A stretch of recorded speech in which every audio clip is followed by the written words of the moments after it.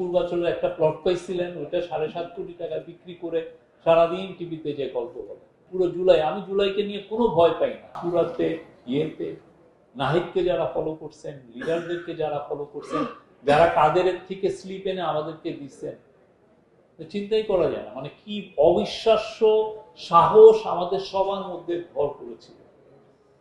আমরা কাওয়ার্ডদেরকেও দেখছি যারা রাতের বেলা এসে বলছেন এরা সন্ত্রাসী, জঙ্গি। মনে মনে আশা, আমি যদি জঙ্গি বলি আর একটা পূর্বাচলের প্লট পাবো। একজন দেখেন সারাদিন ওই যে পূর্বাচলের একটা প্লট পাইছিলেন, ওইটা 7.5 কোটি টাকা বিক্রি করে সারাদিন টিভিতে যে গল্প বলে। সারাদিন যে তার মাস্টার্সকে পদলেহন করে। তো ওই জার্নালিজম তো ইয়াং ছেলেরা করে না, তারা মাঠে ছিল, তারা তারা থেকে ফুটেজ দিচ্ছে, তার মোবাইলকে যুদ্ধের একটা সবচেয়ে সর্বোৎকৃষ্ট সে উইপেন বানিয়েছে এবং সে ইয়েছে। এখন দেখেন পুরো জুলাই, আমি জুলাইকে নিয়ে কোনো ভয় পাই না। কোটি কোটি ফুটেজ, একটা দুটা নাকি। কার কাছে ফুটেজ নাই? সিটিজেন জার্নালিস্টের কাছে আছে, কার কাছে নাই? আমি আপনি আসলে আমরা পুরো যারা আমরা ইস্টাবলিশ মিডিয়াতে ছিলাম, আমরা একটু নগণ্য মানুষ। আমাদের তেমন আমরা বলি হ্যাঁ ইন্টারনেটের সময় ইয়ে হয়েছে, কিন্তু যারা কালেক্ট করছে নিউজ, একদমই এই যে আর্মি অফ রিপোর্টার্স, এদের যে মানে এই বিদেশে একটা আছে যে মানে এটা মাউসোলিয়াম অফ আননোন সোলজার, মানে এই যে জুলাইয়ের পুরো সবাইকে যদি একটা মাউসোলিয়াম অফ আননোন জার্নালিস্ট এমনি দাঁড়ায় থেকে এই ফুটেজ গুলো নিচ্ছে। একদিন নূর এসে আমাকে বলতেছেন, ভাই আমি নূর এখন নাহিদের সাথে কাজ করে, উনি নিয়ে আসছেন কি ফুটেজ, উনি নিয়ে আসছেন হচ্ছে আর্মির অফিসার, আর্মি না বিজিবির একটা টপ অফিসার গুলি করতেছে ইয়েতে। আরেকজন নিয়ে আসলেন, আমরা তখন ইয়েতে অফিসে, আরেকজন নিয়ে আসলেন ইউএন এর এপিসি ইউজ করতেছে। নূর ভয় পেয়ে এটা নাও দিতে পারতেন, তার ক্যারিয়ার এখানে বাধাগ্রস্ত। মানে উনি এটা ওরা যদি জানতো যে নূর এটা করতেছে, নূরের চাকরি থাকতে না। আমি বলছেন আমরা আল জাজিরা এদের সবাইকে দিয়ে এটা বাইরে পাঠিয়ে দিচ্ছি। আমাদের কাজগুলো খুব ক্ষুদ্র, কিন্তু এই যে যারা এই যে নূর যে কাজটা করছেন বা ওর সাথে ক্যামেরা জানালি, তার কাজটা অনেক বড়। এই কাজটাই জুলাইকে মহৎ করছে।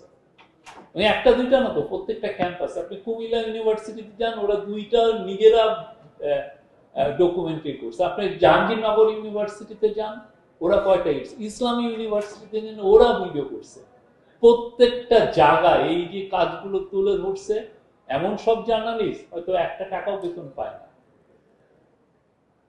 মাথায় হয়তো একটা পেলেট গুলি খাইছে, চোখ হয়তো অন্ধ হয়ে গেছে, প্রায় অন্ধের মতো, সে কোনোদিন এসে ক্রেডিটও নিতে চাচ্ছে না।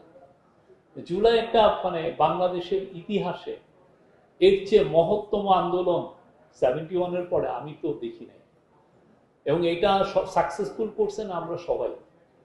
আমি আপনি লিজেন্ড বাজে কথা, সবচেয়ে বড় যে কাজটা করছেন, যারা একদম পুলিশের সামনে দাঁড়িয়ে থেকে তার ছোট একটা মোবাইল, খুব হাই রেজলিউশনের ভিডিও হয় না, সেটা নিয়ে যারা এই ভিডিওগুলো নিচ্ছে, পুলিশের ইয়ের সামনে হাসপাতালগুলোর মধ্যে ঢুকে গেছেন আননোন ইয়ে হিসেবে, থরে থরে লাশ তারা নিছে, আবার ওইখানে দাঁড়িয়ে থেকে রক্তও দিছে। এরা হচ্ছে এরাই জুলাইকে মহৎ করে দিচ্ছে। আর বাকিগুলো তো সবাই মিলে দাঁড়িয়ে গেছে। আর যারা সত্যিকার অর্থে জুলাইয়ের এগেনস্টে ছিলেন, তারা এখনো আছেন, হিস্ট্রি তাদেরকে ইরিলিভেন্ট করে দিচ্ছে। আমরা তাদেরকে নিয়ে মানে তাদেরকে কি মানে একদম সিম্প্যাথি চোখে দেখা ছাড়া আর নাই। They have lost it. এর চেয়ে লজ্জা, তারা দিনের শেষে তো সে একটা লজ্জার মধ্যে থাকে। তার ভয়েস তার আর আমার কোনো দরকার নাই, সে তার মতো কথা বলুক। তো আমরা জানি সে he lost it, is a beaten man. সে তার পূর্বাচলের মাটি চিবায় চিবায় থাক, হ্যাঁ, তার ওই যে পার্টি করতো, তাই পার্টির লিডারদেরকে আলাইহিস সালাম বানায় রাখুক, অসুবিধা নাই। তাকে সত্যিকার অর্থে সোশ্যালি তারে ইগনোর করো, তারে জাস্ট সোশ্যালি ইগনোর করেন, কিন্তু তার ভয়েস করার পক্ষপাতী আমরা না। বাংলাদেশ ডেমোক্রেটিক আছে, ডেমোক্রেটিক থাকুক, সব ভয়েসকে নিয়েই আমরা বড় হব। আর আমরা সত্যিকার অর্থে ওই জার্নালিস্টদেরকে আমরা সবসময় স্যালুট দিব যারা দাঁড়িয়ে থেকে, পাশে দাঁড়িয়ে থেকে, তার পাশ দিয়ে গুলি হচ্ছে, যে জুলাইয়ের ভয়ঙ্কর দিনগুলোর লিপিবদ্ধ করেছেন।